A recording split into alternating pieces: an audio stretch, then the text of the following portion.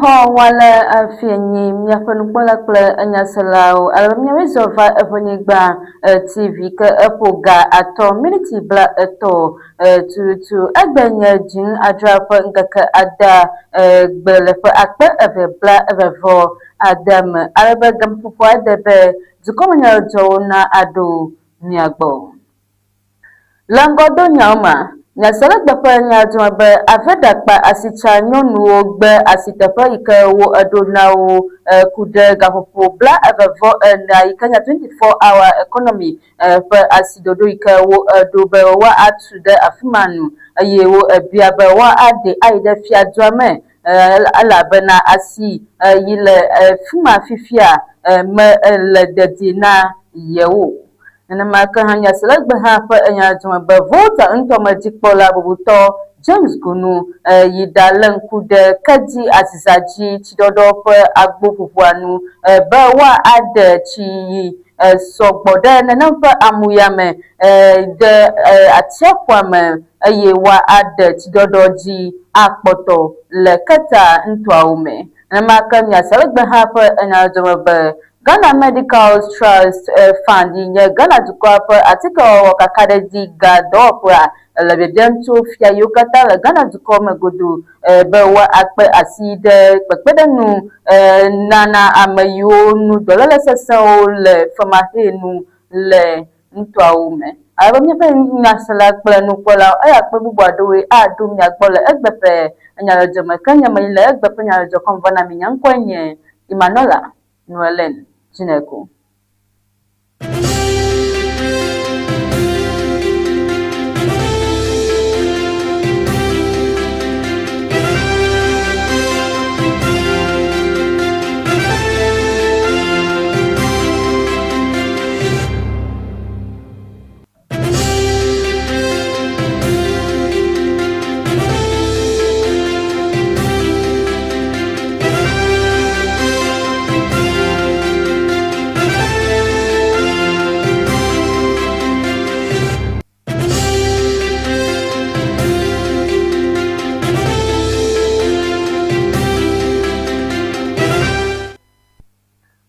Jonto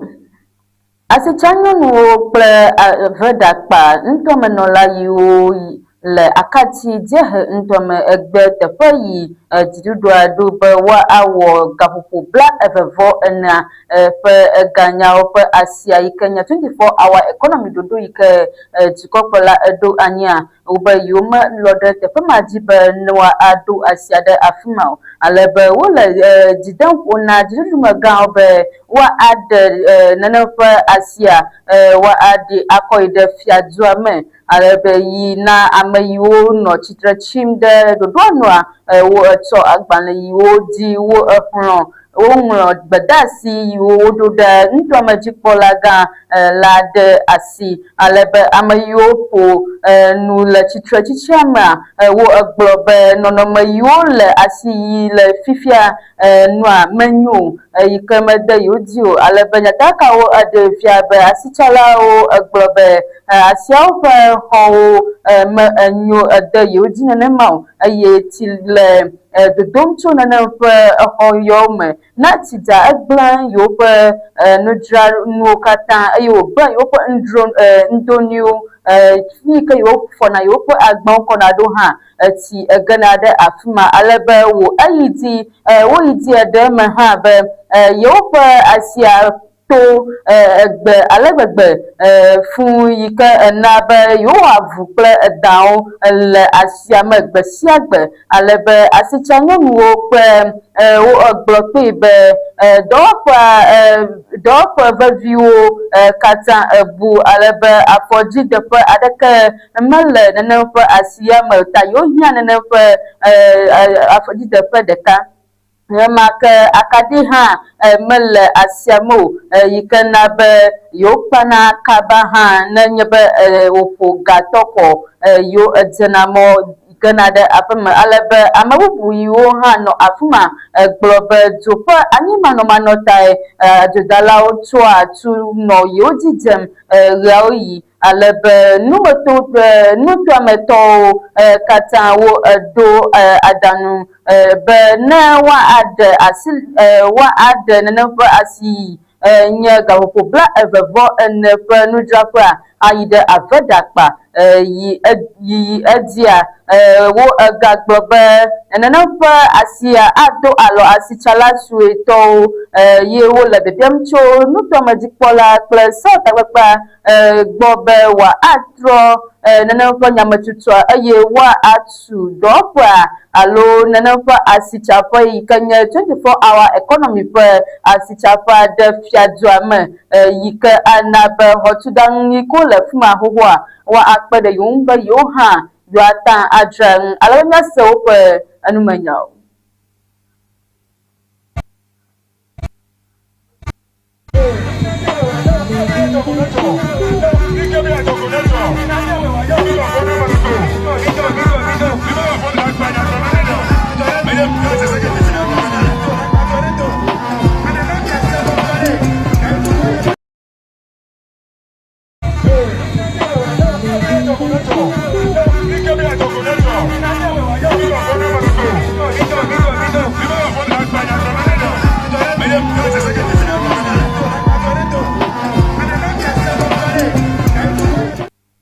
Neƒe nukpɔla kple enyaselawo ema nye tsitratsilawo le Aveɖakpa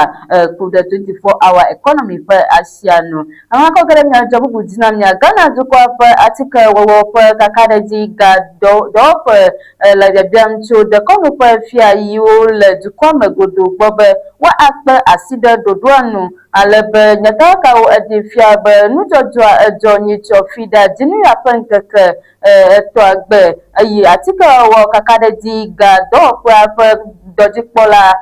Madam Adjoa Obobia Opoku Dako ekpe kple dukɔa ƒe nene ƒe dekɔnu fiawo ƒe aƒea ye wo egblɔ na wo be dɔwɔƒea mate ŋu akpɔ dzidzedze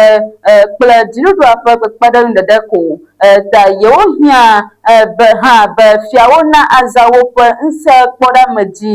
atsɔ afia nu nutɔmetɔwo eye woade dziƒo na ame yiwo dze be woabia kpekpeɖeŋu ale be le eƒe nyanua Ghanatɔ geɖewo menya hã be nene ƒe dɔwɔƒe eli o eye yewo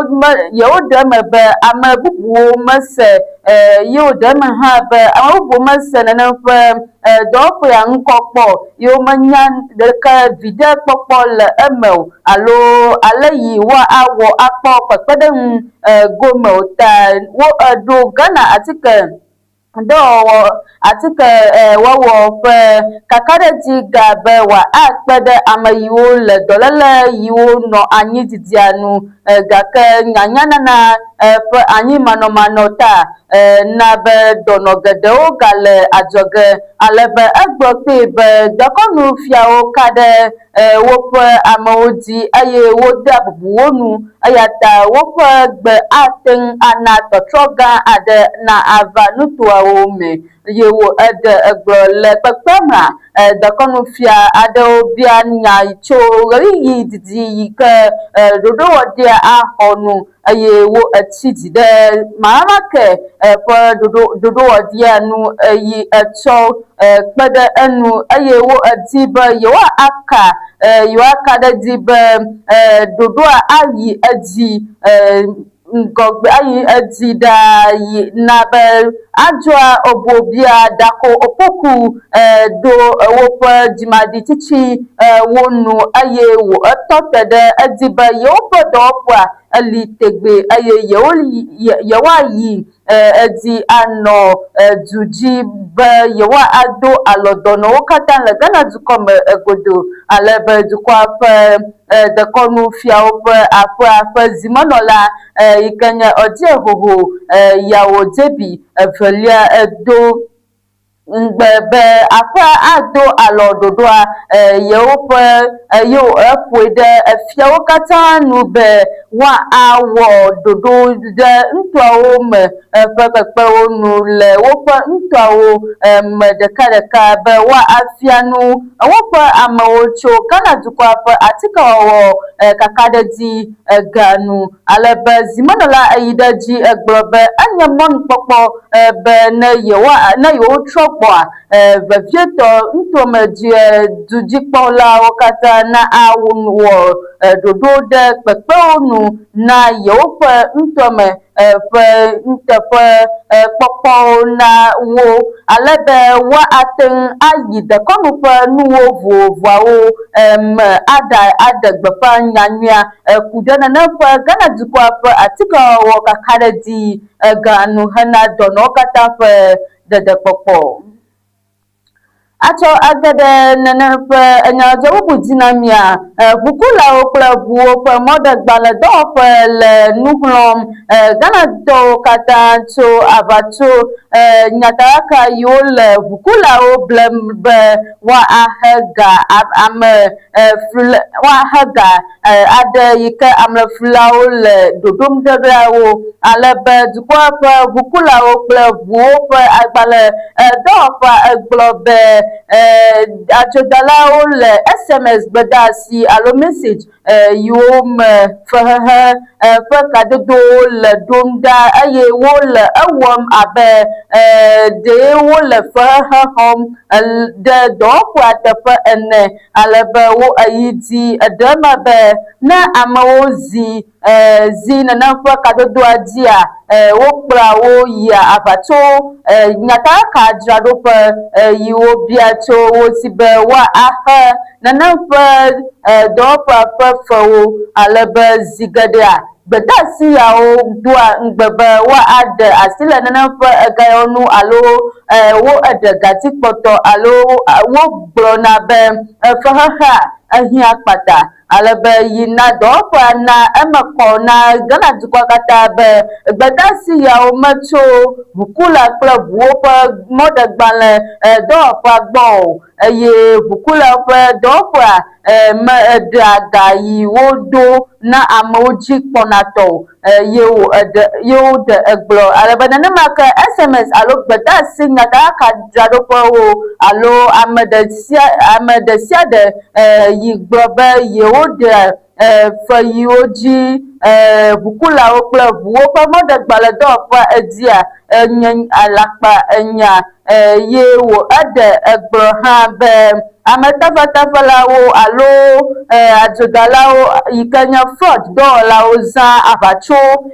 ɣeyiɣi mamlɛawo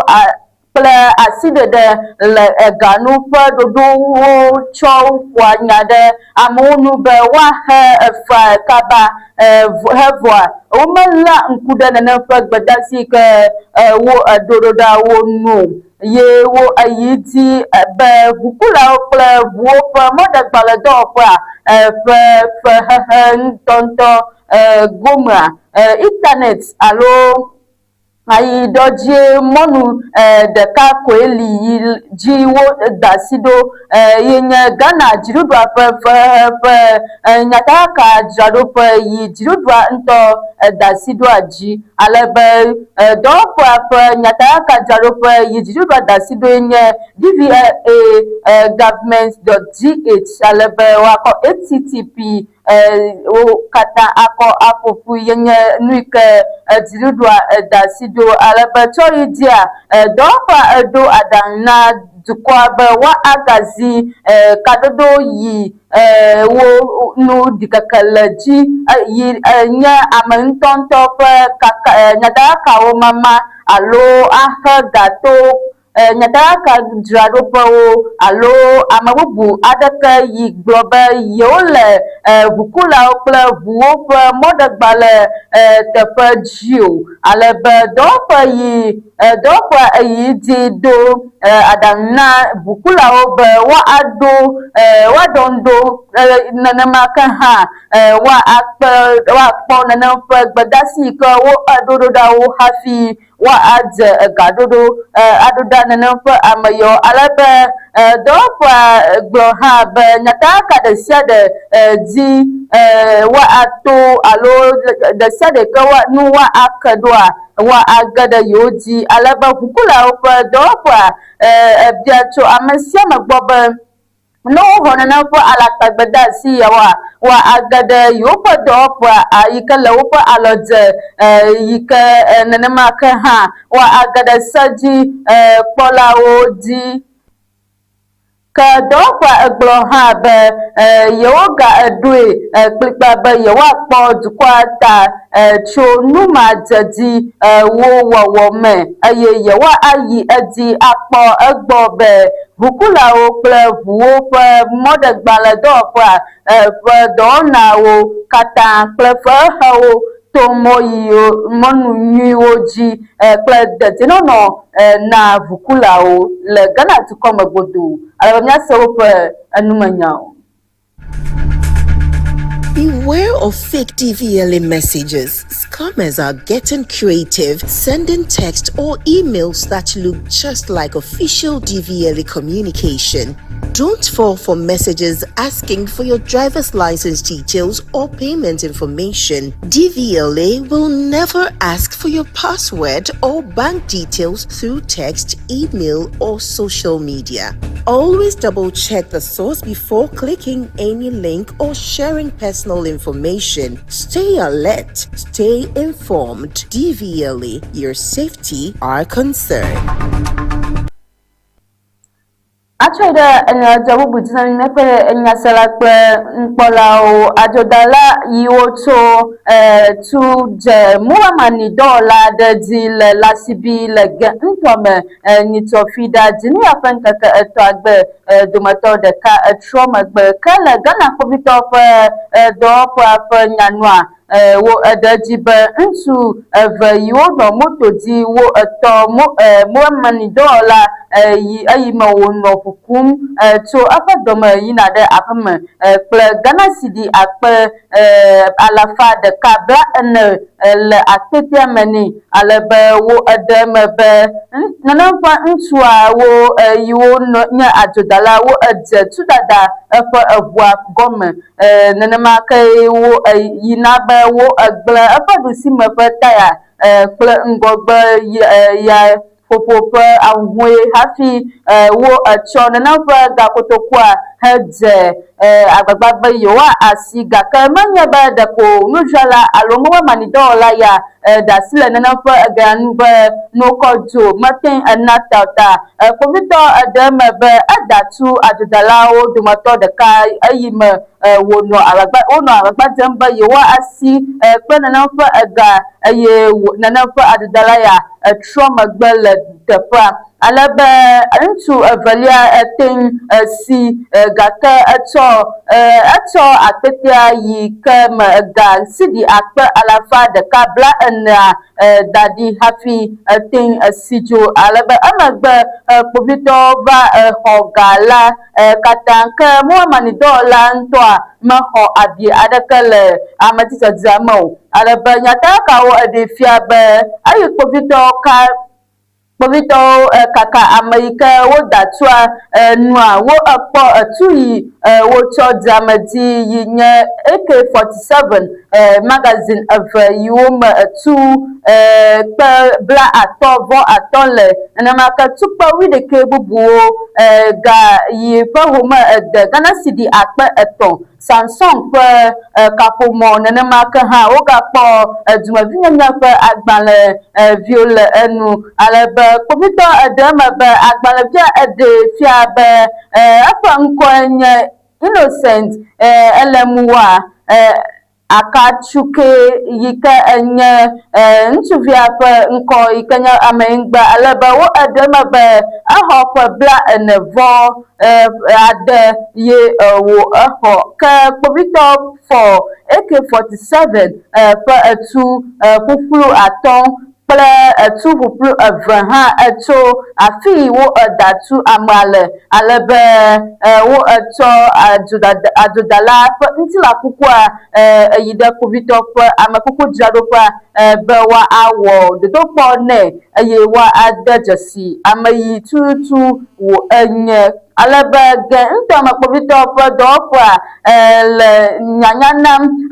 kpovitɔ ame sia ame le Ghana dukɔ me be nɔvi yi ke evelia esi dzoa wole edim ke kpovitɔ le biabiam tso dua gbɔ be ame sia ame yi ke eke ɖe nenem ƒe amea nua woana yewoanya ne kaƒomɔ dzi alo woage ɖe kpovitɔ ƒe dɔwɔƒea ana be yewoanya alebe kpovitɔ ƒe dɔwɔƒea ƒe amegã Juliana Obeng ame yi de asi kpovitɔ ƒe nyaɖaka te egblɔ be yewoayi edi awɔ avu kple ŋutasenuwɔwɔ eye yewoawɔ dɔ be dukɔa na anɔ dedie yi wo ɖe egblɔ. Ale míaƒe nyasela ƒe enukpɔla matsɔe ɖe adzɔ bubu dzi na mia dukɔa ƒe afɔkunyawo dɔdzikpɔha yi ke nye NADMO dɔwɔƒea edze kpekpeɖeŋu nunananuwo mama gɔme le ame yiwo tsiɖɔɖoa egble nu tsoe nyuitɔ tso Mamida Dziŋria ƒe ŋkeke 4 gbe ke alebe dukɔa ƒe dɔdzikpɔla yi kpɔa dziɖuɖua ƒe gadodo nyawo gbɔ Felix Kwatse Ofosu ye eɖe gbeƒã nenem ƒe enya ya le Jubilee House nyitsɔfi ɖa Dziŋria ƒe ŋkeke 4 Dziŋria ƒe ŋkeke 3 gbe ye wo eɖe gbeƒã nenem ƒe enya ya ku ɖe NADMO dɔwɔƒea nu alebe wo egblɔ be eya nya ɖoɖo yi dziɖuɖua eɖo be ya akpe ɖe ƒome yiwo bu woƒe aƒewo kple nunɔamesi yi le tsidzadza gã vɔmegbe ƒe akpa aɖe alebe le eƒe nuƒonua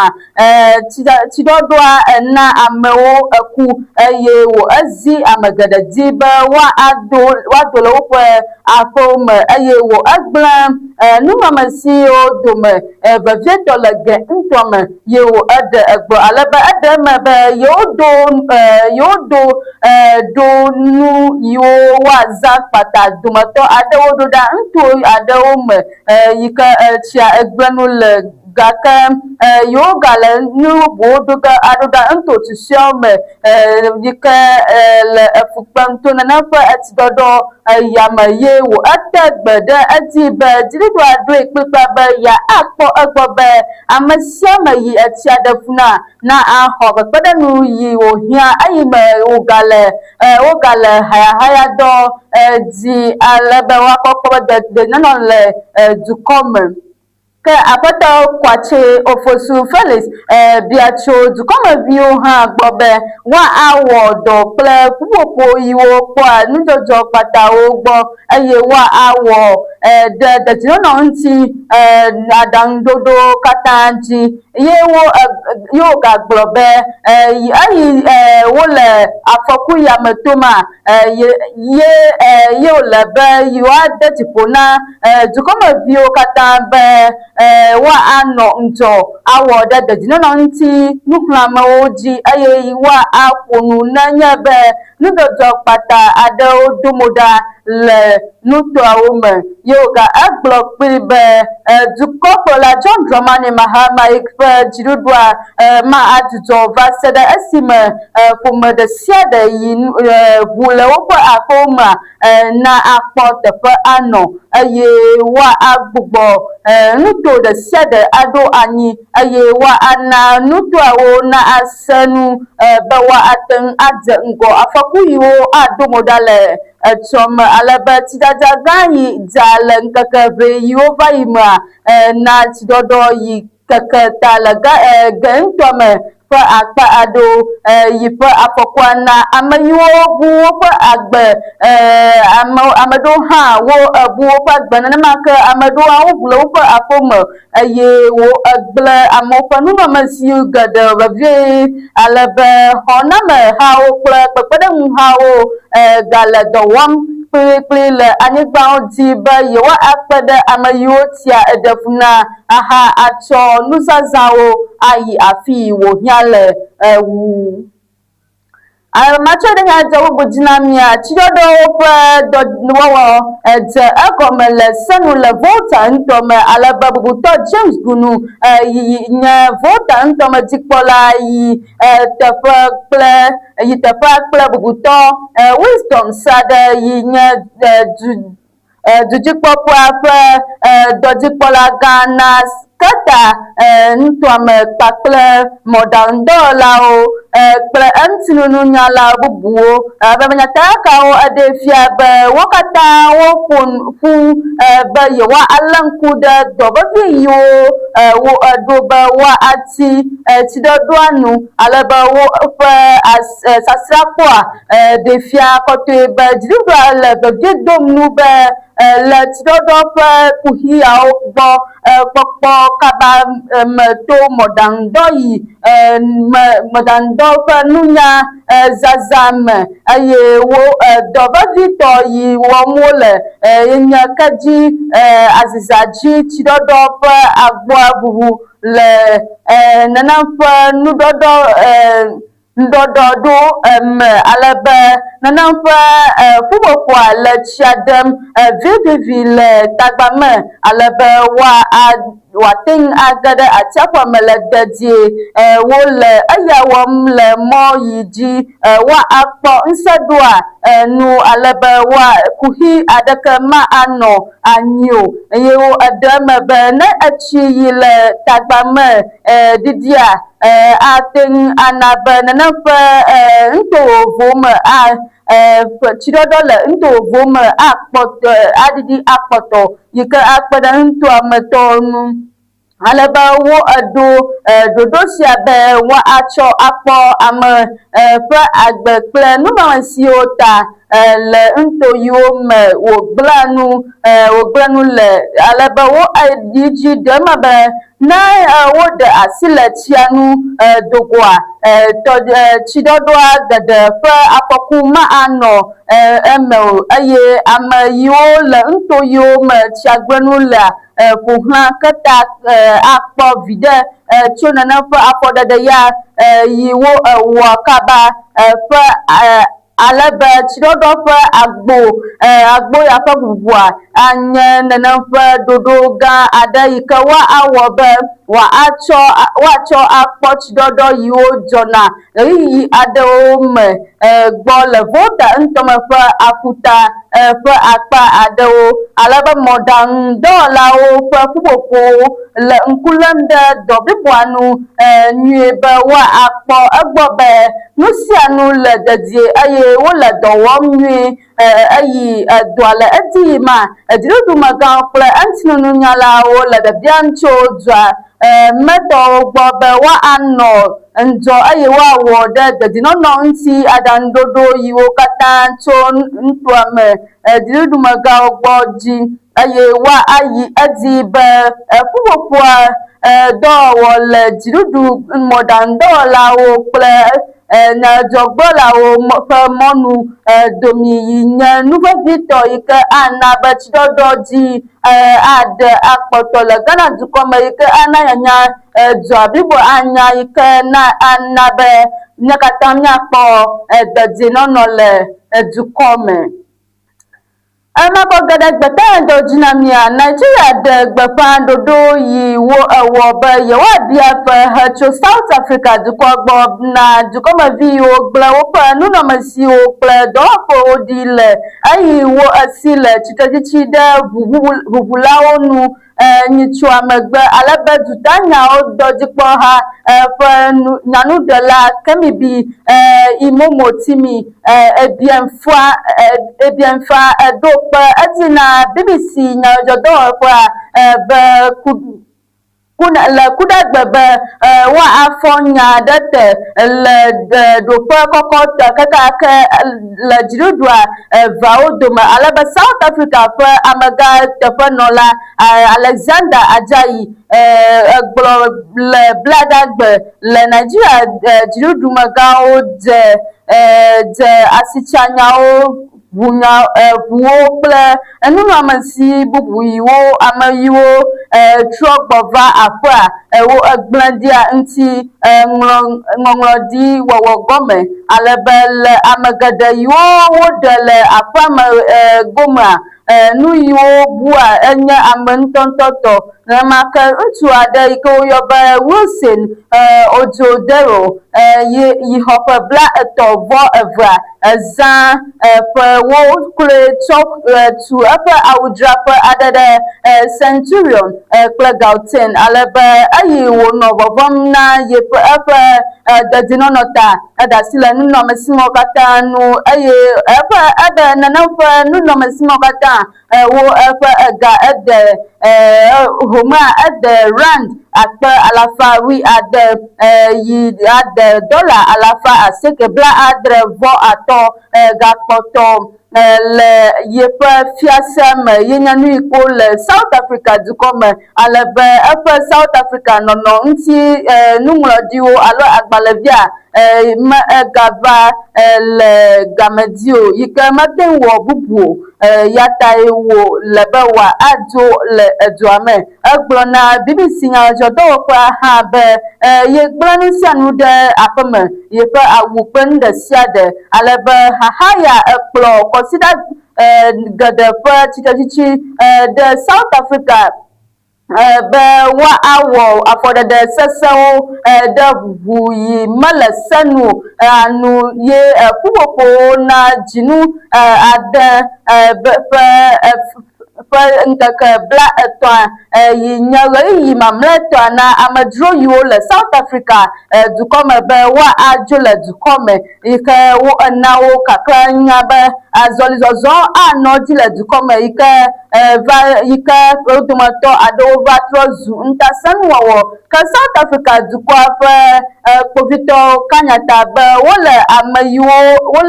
yiwo de ade 900 eye wo dometɔ akpa gãtɔ amedzro ƒe nuvlɔwɔwɔ kple adzodada tae wole nenem ƒe numawo alebe wo gbugbɔ Nigeriatɔwo yiwo wu ame 600 yiwo ƒe denyigba dzi va se ɖe afifia alebe ame geɖewo hã wogale woƒe aƒewo me togbɔ be South Africa dua gblɔ be ame yiwo gbugbɔ ɖo ɖe wodea wonɔ dukɔa me yi ke mele senu alebe Nigeria dukɔa eʋli nyanu ke dukɔmevi yiwo ade 25,000 yiwo tso Afrika dukɔ bubuwo hã me wo edzo alebe fifia Nigeria dukɔa ebia tso ame yiwo katã etrɔ gbɔ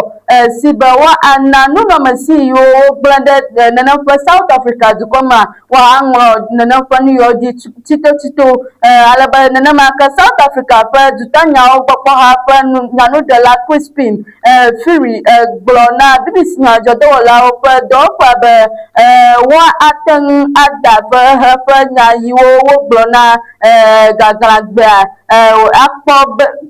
le nyateƒe nyawo nu eye woanɔ te ɖe nya ɖe sia ɖe dzi yi ke wo eɖe egblɔ alebe ebienfa tegbe ɖe eti be Nigeria dukɔa aɖo ƒe nya yiwo katã wo egblɔa dzi hafi awɔ dutadɔnunɔlawo ƒe biabia la senu eye wo egblɔ pe hã be kadodo yi le yiwo ƒe South Africa dukɔ me egakpɔtɔ le anyi ta dukɔmeviwo katã na akpɔti ɖe anyi alebe ne ƒe nya sia le ƒe nukpɔla eya ƒe gbɔɖoe me kɔ eva na mi le egbe ƒe nyadzɔme vɔ hafi madzo le mia gbɔa ma agato nyadzɔme na mia ke le egbe ƒe nyadzɔme mi se be Ghana Medical Trust Fund yi nye Ghana dukɔa ƒe atikewɔwɔ kakaɖedzi gaɖewo ƒe le biabiam tso fia yiwo le Ghana dukɔa me godo be woakpe asi ɖe kpekpeɖeŋununana ame yiwo nu dɔléle sesẽwo le femahe nu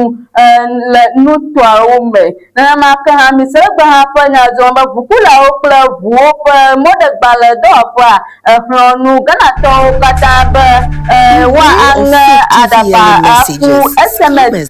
gbedeasi yiwo ana wana wo kuda fa cho DVL dopra wa ang adaba afuna na fa gbada si odi na maka mi se gba anya to ba mo mani dola ada yile as lasibi la again to me datu adudala de ka hawi yi ho